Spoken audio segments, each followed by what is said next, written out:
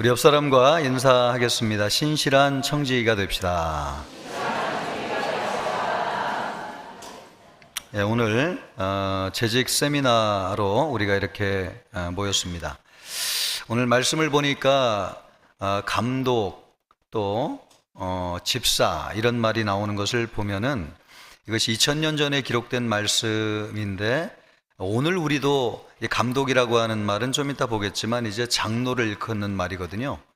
그러니까 장로라고 하는 말, 또 우리 집사라고 하는 말 지금도 쓰고 있는데, 이렇게 오래전부터 성경에 기록되어져 있구나. 그리고 더 놀라운 것은 또 이런 직분의 기준에 대해서 성경이 말씀하고 있다는 것입니다. 이것은 하나님께서 사람을 세우실 때에 이런 부분을 염두에 보시고 중요하게 생각하신다, 이렇게 볼 수 있습니다.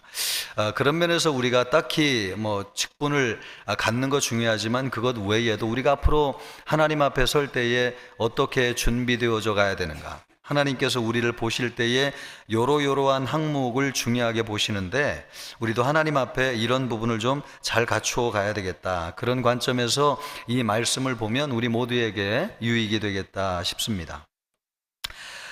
그래서 오늘 세 가지로 이렇게 크게 다루려고 합니다. 첫째는 이 직분을 대하는 자세, 태도. 직분을 좀 꺼려하는 분들도 있잖아요. 그런 면에서 직분을 주신다고 할 때 하나님이 우리가 어떤 자세와 태도를 가져야 될 것인가, 이것이 첫 번째고, 두 번째는 직분을 갖는 사람의 구체적인 자격에 대해서 성경이 여러 가지로 이야기하고 있는데, 오늘은 그것을 좀 간략화해 가지고 직분의 자격을 4가지 정도로 살펴보려고 합니다. 그리고 마지막으로는 이런 직분을 잘 감당했을 때의 결과가 어떻게 되는가, 하나님께서 우리에게 주시는 축복이 어떤 것이 있는가, 이것을 같이 나눠보려고 합니다. 먼저 제일 중요한 것이 이거라는 거죠. 우리가 직분을 대함에 있어서 우리의 자세와 태도가 어떻게 해야 할 것인가. 1절 말씀을 보면 그것을 제일 먼저 이야기하고 있습니다. 밉부다 이 말이여, 곧 사람이 감독의 직분을 얻으려 함은 선한 일을 사모하는 것이라 함이로다. 여기서 이 사모한다라고 하는 말이 나오죠. 그러니까 우리가 하나님이 우리에게 직분을 주실 때에 우리의 자세와 태도가 어찌해야 되는가, 사모하는 마음으로 직분을 받아야 된다는 것입니다.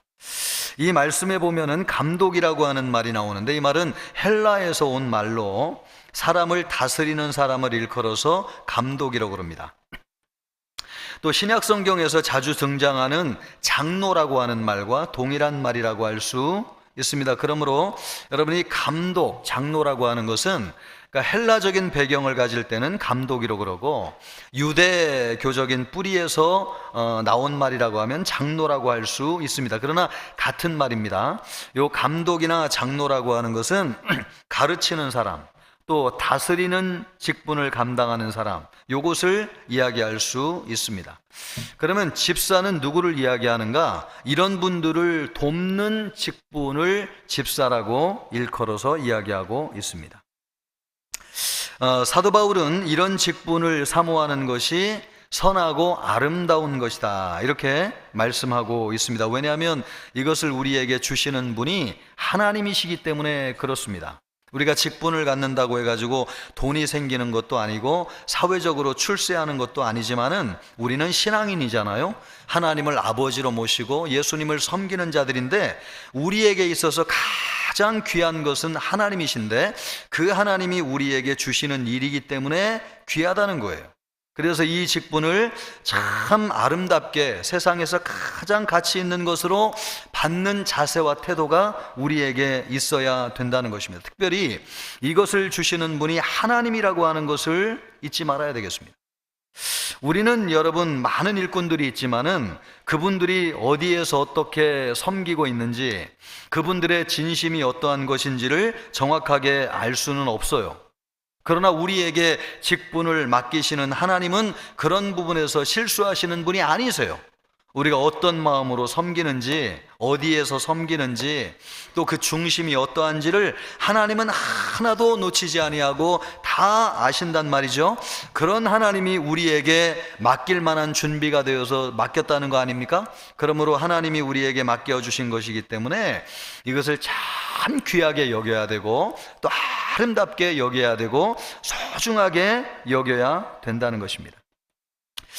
그런데 이 원론적으로는 그렇지만 우리가 실제로 그러한가? 참 우리가 실제로 그러한가? 그리고 다들 물어보면은 귀하게 여기지만은 이렇게 물어보면은 또 생각이 틀려질 거라고 생각이 됩니다. 여러분이 저와 같은 사람이 목사가 돼가지고 교회를 섬기는 것을 아주 귀하게 여기지만은 만약에 여러분의 가정의 자녀들이 목사가 되겠다고 하면은 좋아하실 것 같습니까? 나빠하실 것 같습니까? 이것을 보면 세상에서 판사 되고 검사 되고 의사 되고 대기업 들어가는 거 너무 귀한데 내 아들이 목사 된다니까 나는 세상에서 제일 좋다. 아멘입니까? 잘 이게 안 되죠. 이것을 보면은 우리가 직분을 대하는 자세를 간접적으로 좀 경험할 수 있어요. 내 아들이 목사 되겠다고 하면 아멘, 하나님 감사합니다. 하나님을 위해서 순교해도 좋겠습니다.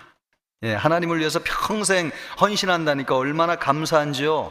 여러분, 이런 마음으로 우리가 받을 수 있다면 우리의 직분에 대해서도 귀하게 여길 것이라고 생각이 됩니다. 그런 관점에서 여러분 한번 생각해 보시고, 신앙이 없었던 우리 부모님도 제가 신학교 간다니까 거기는 공부 못하는 애들만 가는 데라는데 뭐 꼭 가야 되냐 그렇게 얘기를 굉장히 세상에서는 낮게 생각하죠.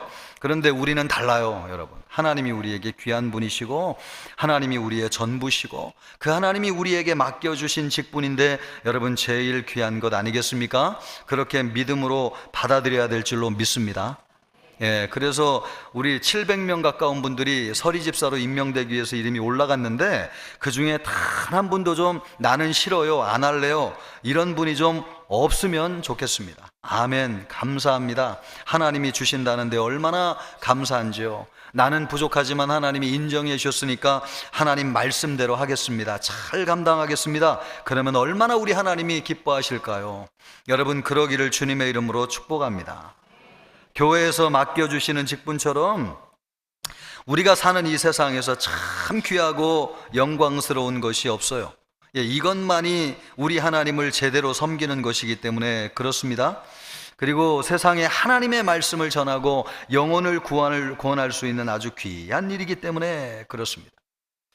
우리가 믿는 예수 그리스도가 하신 일이기 때문에 그렇습니다. 여러분, 오늘 우리가 이 직분자로서 하는 모든 일은 예수님이 먼저 하신 일입니다. 그래서 우리 예수님을 따라서 그 일을 감당한다고 하는 것이 얼마나 귀하고 감사한 일인지요. 그러므로 진정으로 하나님의 나라를 바라보는 사람이라면 누구보다도 이런 직분을 사모하지 않을 수가 없습니다. 하나님의 일을 맡은 모든 직분이 다 귀하고 영광스러운 직분입니다. 세상의 모든 직분이 다 귀하지만은 하나님의 나라를 위한 직분이야말로 가장 가치 있고 영광스러운 직분인데 우리 모두가 이것을 귀하게 받아들이실 수 있기를 주님의 이름으로 축복합니다. 그래서 다른 교회 성도님들이 우리 교회 서리 집사님들만 딱 봐도 예배드리는 자세, 또 교회를 생각하는 마음, 이런 것을 볼 때 제대로 그래도 하나님으로부터 직분을 받은 사람들이구나, 귀한 재직들이다, 이렇게 인정받는 우리 성도님들이 되면 좋겠습니다. 그러기를 다시 한번 주님의 이름으로 축복합니다. 크게 두 번째로 이제 보려고 하는 것은, 그러면 구체적으로 이 직분의 자격이라고 하는 게 있는데 그것이 무엇인가 하는 것을 보고자 합니다. 네 가지로 볼 수 있습니다. 그 직분의 자격 가운데서 첫 번째는 뭐냐면, 하나님이 제일 먼저 보시는 게 뭐냐니까 가정적인 기준입니다. 가정에서 어떻게 하는가, 그것을 사람을 세울 때에 하나님이 제일 먼저 보신다는 거죠. 왜 이것을 하나님이 제일 중요하게 생각하나 생각해 보면, 가정에서만큼 그 사람이 투명하게 드러나는 곳이 없는 것 같아요. 그가 진짜 순결한 사람인가, 내적으로 진짜 순결한 사람인가, 그리고 그의 인격이 정말 하나님이 인정하실 만한 인격을 가지고 있는가? 그리고 그의 리더십이, 여러분 좀 이따도 보겠지만은 가정을 잘 다스리지 못하는 사람이 교회를 잘 다스릴 수 있겠느냐, 이것을 보면 하나님께서 그 사람의 리더십을 바라볼 때에 가정을 기준으로 본다는 것을 알 수 있어요. 특별히 자녀들을 어떻게 리더십을 발휘해서 잘 가르치고 양육하느냐, 그것을 하나님께서 눈여겨 보신다는 것이죠. 이와 같이 순결성, 그리고 리더십, 인격, 이것이 아주 가감없이 제일 잘 드러내는 곳이 어디냐면 가정이라고 할 수 있습니다.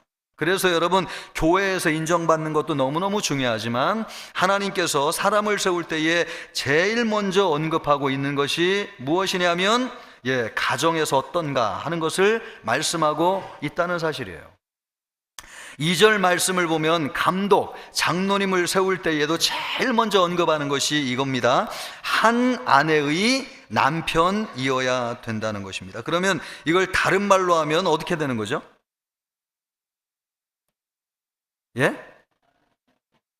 여러 아내의 남편이 되면 된다는 겁니까? 안 된다는 겁니까? 안 된다는 거죠. 그죠? 아주 심플해요. 그죠? 한 아내의 남편이 되어야 된다.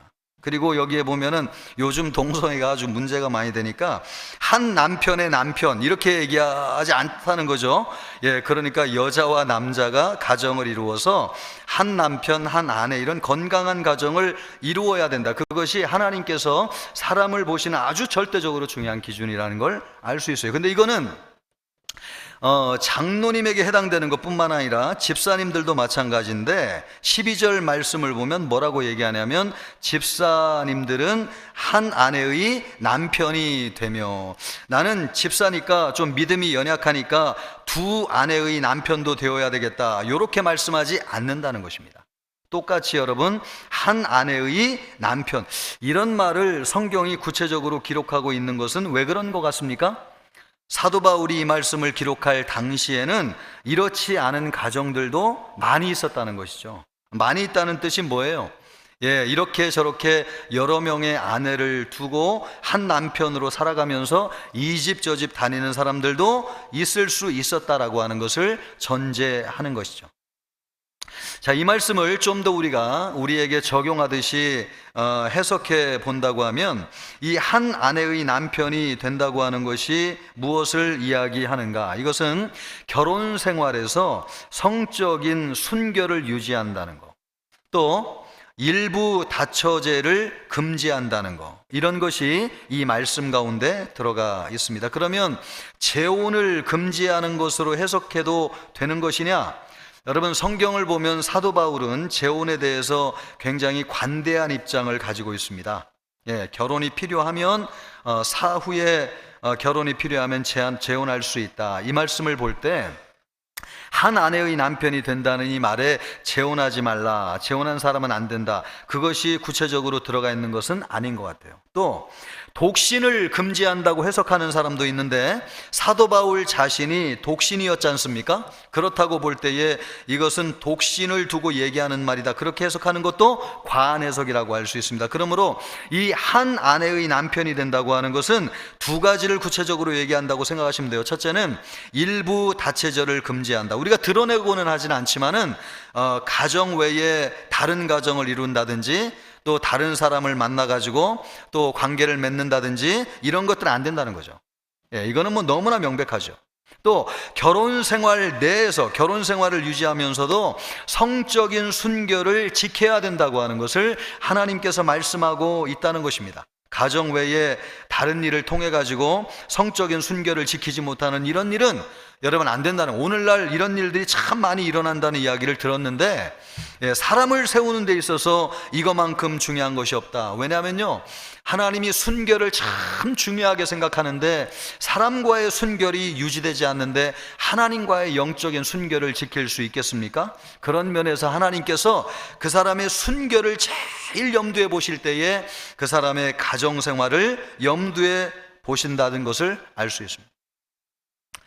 당시에는 결혼한 사람들의 성적인 불륜이 많았던 상황에서 아내에 대한 성적인 순결, 또 신실함을 지켜야 된다라고 하는 것을 강조하고 있는 말씀이라고 할 수 있습니다. 가정생활에서 또 하나 중요한 것은 뭐냐니까요, 리더십을 발휘하는 것인데, 우리 자녀들을 통해서 영적인 리더십을 어떻게 발휘하나, 그것을 하나님께서 사람을 세울 때 유심히 보신다는 거예요. 4절 말씀을 여러분 한번 보십시오. 4절 말씀을 같이 보면, 자기 집을 잘 다스려 자녀들로 모든 공손함으로 복종하게 하는 자라야 할지며. 자녀들로 하여금 이 영적으로 복종하게 한다는 것은 아버지의 영적인 권위, 아버지의 영적인 리더십이 세워져 있다는 거 아닙니까? 하나님이 그것을 굉장히 중요하게 보신다는 겁니다. 집사님들도 마찬가지예요. 12절 말씀을 보십시오. 12절을 보면, 자녀와 자기 집을 잘 다스리는 자일지니. 이것은 어떤 폭력으로 다스린다는 뜻이 아니고, 여러분 막 억압으로 다스린다는 뜻이 아니고, 순복하여 따라오도록 만든다는 것인데, 영적인 리더십을 통해서 자녀들이 부모님의 말씀에 잘 순종하도록 영적인 리더십을 발휘한다, 그런 뜻입니다. 우리 재직들이 여러분 이것을 놓고 기도하시기를 바랍니다. 우리가 늦게 믿은 분들도 많이 계셔서 가정이 무엇인지 교육을 받지 못하고 또 집사 직분을 받게 되는 분들도 있을 수 있어요. 그렇지만은 이 말씀을 왜 하나님이 우리에게 주시는 것입니까? 100% 여기 부합해야지 요 사람만 된다, 그렇다기보다는 이 문제를 놓고 기도하라는 것이죠. 이런 가정을 이루기를 하나님이 원하신다는 것이죠. 바라기는 우리 모든 재직들이 이 말씀에 부합하기를 바라고, 가정을 통해서 순결을 잘 드러내기를 바라고요, 또 영적 리더십을 발휘할 수 있으면 좋겠습니다. 이런 가정에서 모습이 또 중요한 게 하나 있는데, 왜 그러냐면은 교회라고 하는 것은 또 다른 가정이기 때문에 그렇습니다. 여러분 가정이 다 있잖아요. 근데 교회가 뭐냐니까, 이 가정을 가지고 있는 분들이 다 모여가지고 큰 가정을 이루는 것이 교회죠. 그러니까 교회라고 하는 것은 가정과 다르지 않습니다.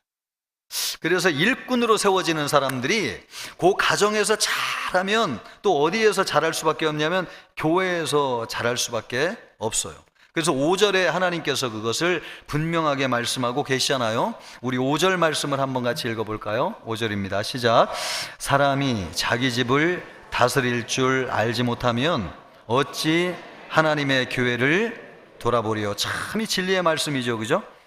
가정에서 리더십을 발휘할 때 교회에서도 가정처럼 섬기고, 가정을 참 화목하게 이끌어가는 것처럼 직분을 가진 분들이 교회에서도 교회를 참 화목하고 따뜻하게 이끌어갈 수 있다. 그런 것들이 어디에서 보여지느냐? 가정에서 보여진다는 것입니다. 바라기는 우리 모든 재직들이 가정생활에서 하나님께서 인정하시는 그런 재직들이 되면 좋겠습니다. 그러기를 주님의 이름으로 축복합니다. 이렇게 자격에 있어서 첫 번째가 가정인데요, 두 번째는 뭐냐니까 그 개인의 인격입니다. 우리의 개인적인 신앙 인격을 우리 하나님께서 사람을 세울 때에 보시는 아주 중요한 두 번째 기준이라는 거예요. 2절 말씀을 보면은 뭐라고 이야기하고 있습니까? 2절 중간에 보면 절제하며 또 뭐죠? 신중하며 또 그 다음에요? 단정하며. 여기 단정하다고 하는 말이 나오는데, 요 단정하다 하다 이 말은 코스미오스라고 하는 말인데요, 코스모스라는 말 많이 들어보셨죠? 우주를 이야기하는 코스모스, 여기에서 나온 말입니다. 그래서 이 단정하다고 하는 말은 질서정연하다, 이런 뜻입니다. 태양과 지구, 달의 간격이 아주 일사불란하게 탁 자리가 잡혀져 가지고 여러분 균형이 잘 잡혀 있는 상태 있죠? 그것이 단정하다는 거죠. 막 중구난방 혼란하지 않다는 거예요. 내면도 그의 삶도 보면은 태양과 지구 또 달이 참 평생을 가도 이렇게 아름다운 조화를 이루면서 유지되는 것처럼 그런 모습으로 내면과 인격과 삶이 유지되어진다, 그런 뜻입니다. 바로 이것이 단정하다, 절제하고 또 신중하고 단정하다, 이런 뜻입니다. 그러므로 여러분 하나님이 사람을 세울 때에 절제하는 거 참 중요하게 생각하시는 것 같아요. 또 자기 자신을 돌아보는 거, 나를 살피는 거, 그리고 또 항상 균형 잡혀가지고 단정하게 행하는 거, 질서 있고 또 인격이 잘 유지되는 거, 이런 것들을 우리 하나님이 중요하게 보신다, 이렇게 볼 수 있습니다. 여러분은 어떠신지 모르겠습니다. 직분을 가진 사람들이 이런 개인의 내면의 신앙 인격이 참 중요한데, 이것을 하나님께서 특별히 보시는 이유가 있는 것 같아요. 그것은 왜 그러냐니까, 교회에서 직분을 가진 사람들은 다른 사람들을 이끄는 리더십을 발휘해야 되기 때문에 그렇습니다. 여러분, 교회에서는 사람을 세울 때에 시험이나 자격 시험을 보고 세우는 것이 아니잖아요. 그냥 신앙생활 열심히 하면 하나님이 값없이 주시는 은혜로 말미암아 불러가지고 사람을 세운단 말이에요. 그러다 보니까 교회 안에 많은 사람들이 있는데, 대다수의 사람들은 영적으로 미성숙한 사람도 있고, 또 실수나 잘못을 하는 사람들도 있어요. 그런 사람들을 리더십을 발휘해 가지고 이끄는 사람이 직분자들이에요. 이런 사람들을 가르치고 돌보는 사람은 먼저 우선적으로 해야 될 것이 뭐냐면, 자기 자신을 절제할 줄 알아야 돼요. 인격적으로 자기 자신을 절제할 줄 알아요. 그게 안 돼가지고 막 혈기를 발동해가지고 또 교회에서 어려움을 끼칠 수가 있기 때문에 그렇습니다. 교회는 여러분, 우리가 다 아는 것처럼 생각이나 배경이 서로 다 다른 사람들이 모여 있는 곳입니다. 혈통이 다르고 집안이 다르고 또 나이가 다르고 직업이 다르고 학력이 다르고 출신지가 다르고 성격이 다 다른 사람들, 그래서 각자의 배경이 천차만별입니다. 그렇기 때문에 사람들로부터 생기는 문제들이 참 많이 있어요.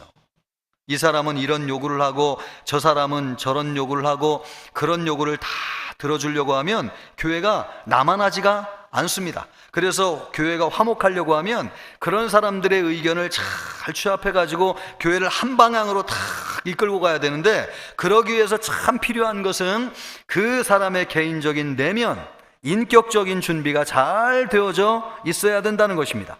이 모든 것을 통해서 리더십을 잘 발휘하고 또 교회를 바르게 이끌어가기 위해서는 자기 절제, 또 균형 잡힌 신앙 인격을 갖추어야 된다고 하는 것입니다. 중책을 맡아가지고 교회를 섬기려는 사람들은, 그러므로 여러분, 바깥의 문제를 씨름하기 전에 먼저 자기 자신을 잘 돌아보아야 되겠습니다. 그래서 끊임없이 기도하고 또 말씀으로 자신을 쳐서 복종하는 훈련을 하고, 날마다 성령으로 자기 자신을 잘 다스려야 되겠습니다. 누구든지 교회의 지도자로서 하나님의 양떼를 돌보고자 한다면 반드시 자기를 잘 절제하고요, 또 균형 잡힌 인격을 갖추도록 노력해야 되겠습니다. 바라기는 우리 모든 재직들이 그러기를 주님의 이름으로 축복합니다. 이제 얼마 남지 않았고요, 세 번째입니다. 집중해서 잘 따라오시길 바라고, 첫째는 여러분, 자격의 첫 번째가 뭐라고 그랬죠? 가정이라고 그랬죠. 두 번째는 개인의 신앙 인격이 중요하다고 그랬습니다. 세 번째는 뭐냐니까 대인관계입니다. 특별히 교회 안에서의 다른 사람과의 관계. 하나님께서 이것을 아주 눈여겨 보신다는 거예요. 사람을 세울 때 나는 다른 사람들을 어떻게 대하는가. 그래서 3절 말씀을 보면 이렇게 말씀하세요. 오직 관용하며. 여기 따라해 보시다. 관용합시다. 요 관용이라고 하는 말이 뭐냐니까요, 누군가 잘못했을 때에 앙심을 품고 복수하는 것이 아니라 온유한 마음으로 참고 덮어주는 것을 의미합니다. 그것을 관용이라고 그래요. 여러분, 우리가 그러기를 바랍니다. 누구도 잘못이 없는 사람이 없죠. 그런데 그것을 막 날카롭게 가서 따지고 막 복수하는 것이 아니고, 정말 푸근하고 온유한 마음으로 덮어주는 거. 우리 하나님은 온유하신 분이십니다. 우리 하나님은 참 따뜻하신 분이십니다. 아멘입니까? 하나님은 사랑이 충만하신 분이십니다. 그래서 여러분, 우리 재직들은 누구에게 신앙을 배우느냐? 하나님에게 배우는데, 하나님을 제대로 만난 사람은 온유하게 돼 있어요. 따뜻해요. 그리고 사랑이 충만해요. 예, 그리고 관용해요, 사람에 대해서. 나에 대해서는 철저하지만은 다른 사람들에게 대해서는 관용을 베풀 줄 알아요. 하나님이 이것을 중요하게 보신다는 거예요. 왜요? 이런 관용의 인격이라고 하는 것은 하나님으로부터 나오기 때문에 그렇습니다. 그래서 다른 사람들과의 관계를 유지할 때에 이렇게 관용하는 자세로 사람을 대해야 된다라고 하는 것을 말씀해 주고 있습니다. 우리가 여러분 관용하는 사람들이 많아지기를 바라겠습니다. 관용은 자신에 대한 잘못뿐만 아니라 또 일반적인 잘못에 대해서 감싸주고 용서하는 것을 이야기합니다. 그런데 이 관용이라고 하는 말이 세상적인 말과는 좀 다른 것이 있는데, 그것이 뭐냐니까 단지 감싸주는 것으로만 끝나지 않는다는 거예요. 관용의 진짜 목표는 그 사람을 신앙적으로 회복해 주는 데까지 나아가는 데 목적이 있다는 것입니다. 그래서 진짜 우리가 누구를 품는다라고 할 때 여러분 그냥 참는 것이 아니고 그 사람의 신앙을 회복시켜 주는 것이죠. 교회는 인격적으로 신앙적으로 온전하지 못한 사람들이 있습니다. 왜 그러냐면 예수님이 말씀하시기를 의인을 부르러 온 것이 아니고 죄인을 부르러 오셨다고 하셨잖아요. 그래서 교회 안에는 의인 같은 분들보다는 죄인 같은 분들이 훨씬 더 많은 곳이에요. 주님이 그런 분을 부르니까요.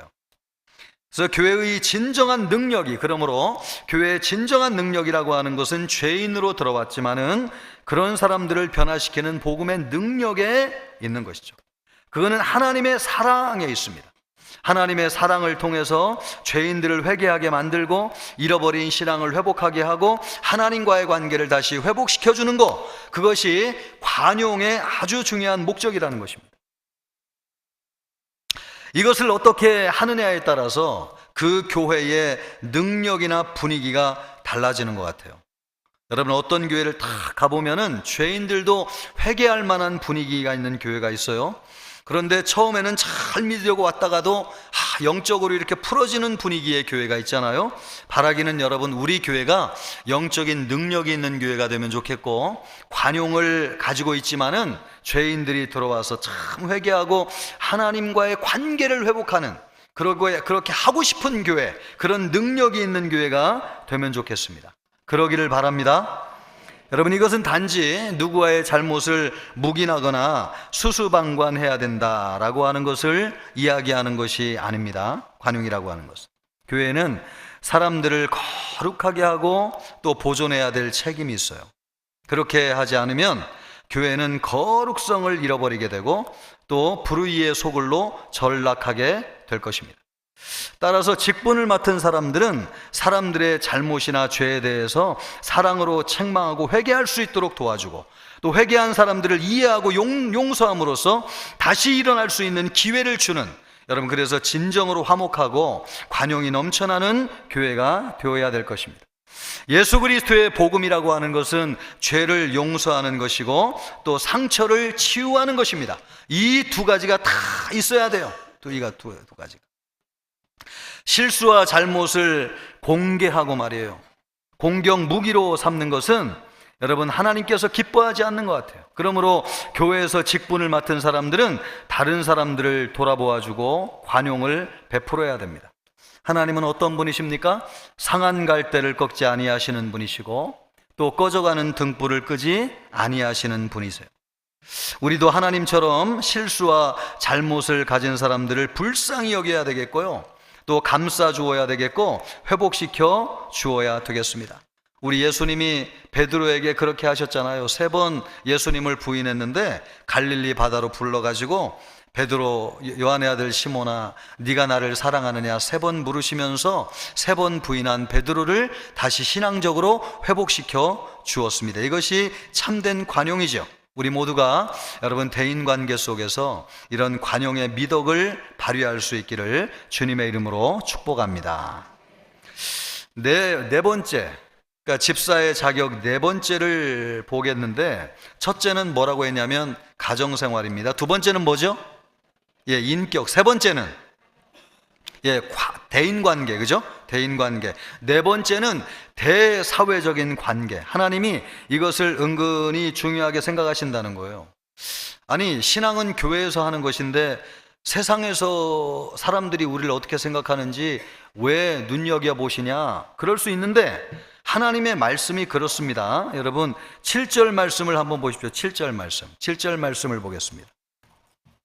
7절 말씀을 우리 같이 한번 읽어보겠습니다. 같이 읽습니다. 또한 외인에게서도 선한 증거를 얻은 자라야 할지니 비방과 마귀의 올무에 빠질까 염려하라. 여기서 이 외인이라고 하는 말이 뭘 얘기하는 것입니까? 외인이라고 하는 것은 믿음이 없는 사람을 얘기하는 것입니다. 세상의 불신자를 이야기하는 것이고 교회 밖에 믿지 않는 사람들을 얘기하는 거예요. 그런 사람들에게도 어떤 증거를 얻어야 된다고 말씀하고 있냐면 선한 증거를 얻어야 된다, 이렇게 말씀하고 있습니다. 왜 굳이 이렇게 믿지 않는 사람들이 우리를 어떻게 보고 있는지를 말씀하고 있는 것인가? 여기에는 좀 더 구체적으로 이야기하면 세 가지가 포함된다고 생각되는데, 첫째는 복음과 교회를 보호하기 위해서입니다. 예, 세상 사람들은 우리 직분자인 우리를 보고 하나님의 말씀과 교회를 판단하기 때문에 그래요. 그래서 교회를 참 보호하기 위해서, 교회는 거룩한 곳이구나, 하나님이 함께 하시는 곳이구나, 이런 것을 보여주기 위해서 진짜 중요한 것은 세상 사람들이 우리 직분자들을 어떻게 보느냐 하는 것이 참 중요하다는 거예요. 우리 직분자들의 위치는 세상과 교회에 대표하는 사람입니다. 세상과 교회 사이에 있어요. 그렇기 때문에 세상에서 사는데 문제가 많다면은 교회에 대한 평가도 사람들이 할 때에 좋지 않을 거예요. 그리고 복음을 전할 때에도 아니 당신도 제대로 안 믿는 복음을 우리가 왜 믿어야 되나, 이렇게 여러분 사단이 공격하는 빌미를 제공하게 될 거예요. 그러므로 여러분 오늘 우리 성도들은 세상에서 덕을 세워야 된다는 거, 이게 참 중요하다는 것입니다. 예, 이것 때문에 직분자는 세상 사람들에게 선한 증거를 얻어야 된다, 그런 사람들을 하나님께서 중요하게 생각하고 눈여겨 보신다는 것이죠. 또 세상 사람들의 평가를 중요하게 생각하는 두 번째 이유가 있다고 우리가 생각할 수 있는데, 그게 뭐냐면 우리가 우리 자신을 너무나 잘 알지만은 사람의 성품, 사람의 습관은 쉽게 변하지 않는다는 것입니다. 잘 변하지 않아요. 그래서 교회에 들어왔을 때는 변한 것 같아요. 그런데 세상에서는 똑같이 사는 분들이 참 많아요. 그것을 누가 제일 잘 아느냐? 바깥에 믿지 않는 사람들이 더 잘한다는 것이죠. 그래서 교회에서는 욕먹는 성도들이 별로 없는데 바깥에서 믿지 않는 사람들이 믿으십시오 그러면 안 믿는다고 그러면 다 이유가, 내가 믿는 사람들 보니까 뭐 뒤로 술 먹는 사람 많고 뒤로 욕하는 사람 많고 말 많이 하고 제대로 책임감 없고 그런 사람들 너무 많더라. 예, 그런 얘기하면서 나는 당신이 믿는 기독교 같으면 안 믿겠다, 이렇게 얘기하는 분들 많잖아요. 예, 이런 것을 보면은 사람이 참 예수를 믿었다고 하지만은 하루아침에 인격이 변화되는 것은 쉽지 않다. 근데 그 사람이 진짜 변화된 것을 알려면 여러분 우리가 가까이서 보는 것도 중요하지만 우리의 이웃이 우리가 어떤 사람인지를 증언해 주는 것이 훨씬 더 강력한 증거가 될 수 있다는 것입니다.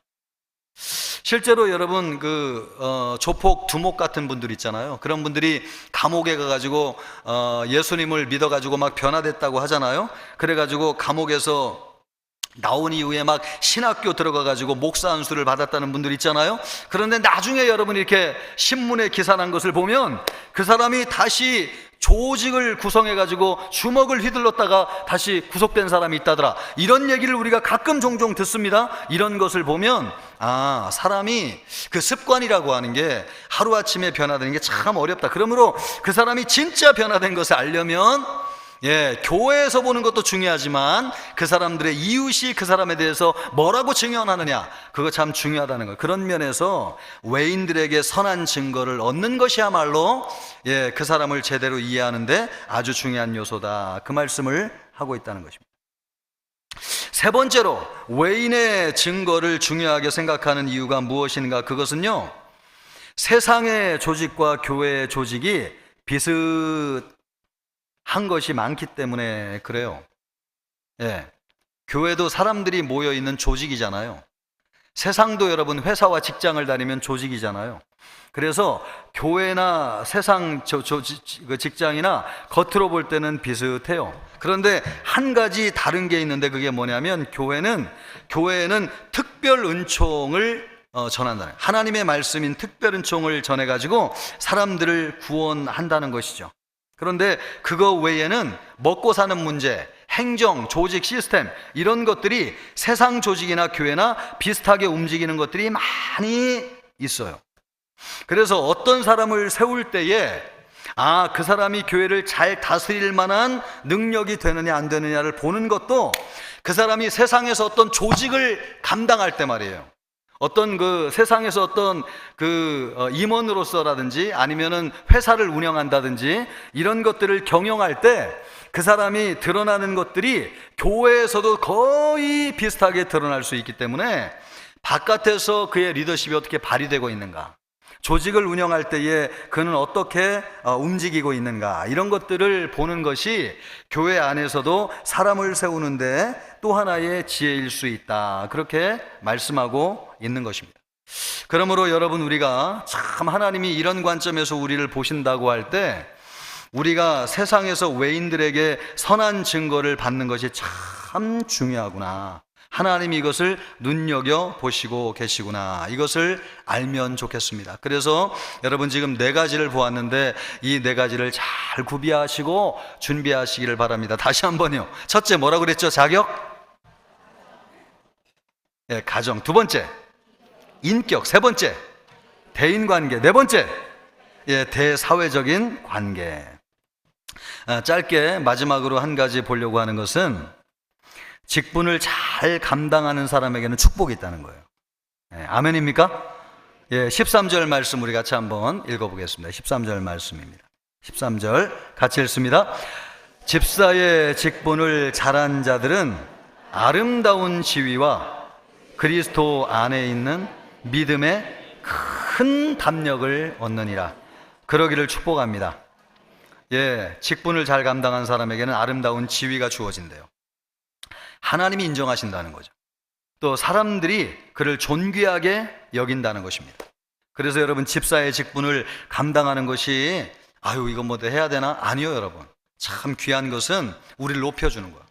여러분, 우리를 높여주는 것이 이 직분을 잘 감당하는 것입니다. 바라기는 우리 임명되는 모든 서리 집사님들 직분을 잘 감당하여서 아름다운 지위를 얻기를 주님의 이름으로 축복합니다. 또 하나 말씀하고 있는 게 뭐냐니까 믿음의 담력을 얻는다는 것이며, 담력이라고 하는 말, 담력. 이 담력이라고 하는 말이 말에 권세가 있다, 이런 뜻이에요. 말과 언어에 자유가 있다. 그래서 말을 할 때에 그 하나님의 권세가 말을 통해서 나타나, 이런 그 말의 권세. 누군 이렇게 딱 얘기했는데 예수 믿겠다고 탁 하는 거예요. 근데 어떤 사람은 막 수백 마디, 수천 마디 얘기를 해도 꿈쩍하지도 않아요. 근데 어떤 사람은 그냥 말 한마디. 그래서 요한이 여러분 성도들을 향해서 사도 요한이 하나님은 사랑이십니다, 성도 여러분 사랑하십시오, 이렇게 말을 하니까 성도들이 참 은혜 받고 그 교회가 막 사랑이 넘치는 교회가 됐다는 거 아닙니까? 그런데 보통 사람들은 그렇지 않잖아요. 아무리 뭐 수백 번, 수천 번 얘기해도 이 말의 권세가 나. 우리 아이들도 여러분 말의 권세가 나타나면 얼마나 좋겠어요.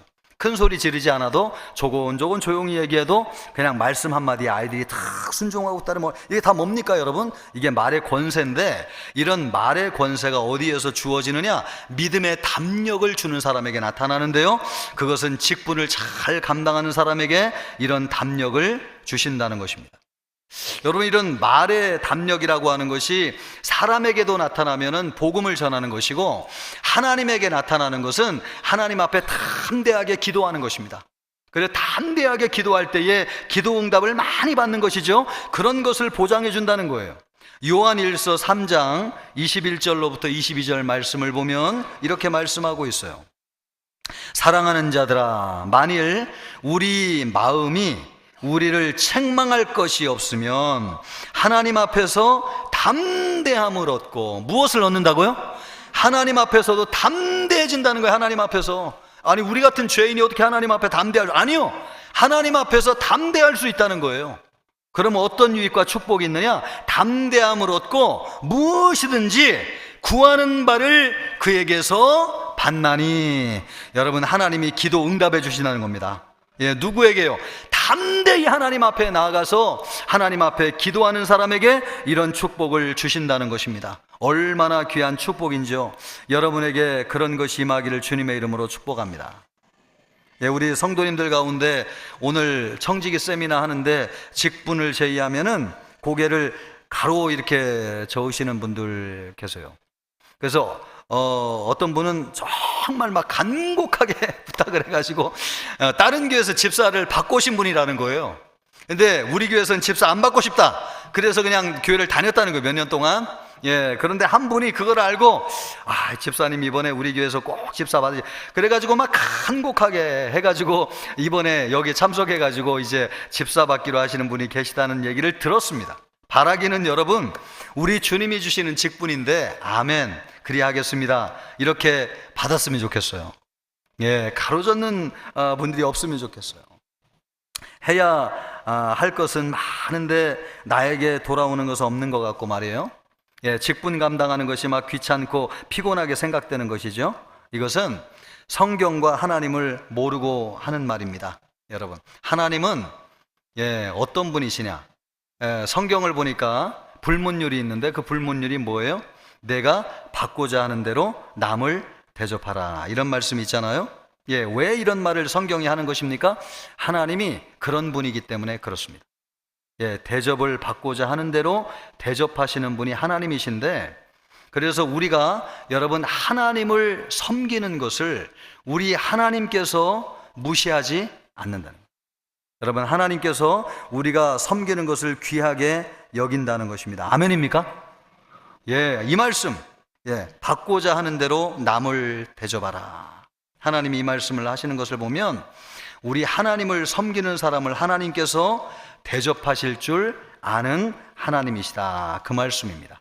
바라기는 우리 이번에 세워지는 모든 재직들이 신실하게 청지기직을 잘 감당해서 주님과 교회를 섬기기를 바라고요. 그래서 아름다운 지위를 얻기를 바라고 또 믿음의 담력을 얻는 그런 축복이 있기를 바라겠습니다. 그러기를 주님의 이름으로 축복합니다.